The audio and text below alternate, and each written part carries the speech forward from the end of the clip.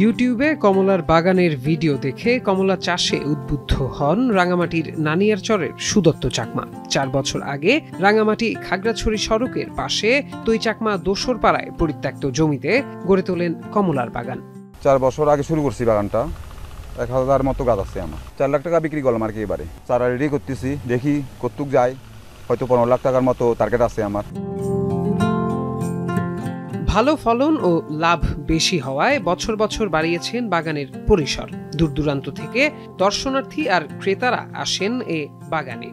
আমরা ছোটগুলো বেচতেছি 200, আর এর একটু বড় সাইজগুলো 250, 300, 750, 700 টাকা এইভাবে বেচতেছি। কমলাগুলো একটা ধরনের সুন্দর মনোরম দৃশ্য দেখে এখানে উদ্বুদ্ধ হয়ে এখানে আইলাম। কিভাবে চারাটা লাগাতে হয়, কিভাবে পরিচর্যা করতে হয়, কিভাবে ফল ধরবে, কিভাবে মনে করেন অত্র অঞ্চল সহ সারা জেলায়, সমগ্র জেলায় ছড়িয়ে দিতে পারে, বাইরের থেকে কিনে আনা লাগবে না। তাহলে আর সম্প্রতি কৃষি বিভাগের এক জরিপে দেখা যায় 3 বছরে 3 পার্বত্য জেলায় দার্জিলিং ও চায়না জাতের প্রায় 49,360 মেট্রিক টন কমলা উৎপাদন হয়েছে, যার বাজার মূল্য প্রায় 1,234 কোটি টাকা। এর মধ্যে গেল বছর সবচেয়ে বেশি উৎপাদন হয় রাঙামাটিতে 8,500 টন, যার বাজার মূল্য 212 কোটি টাকা।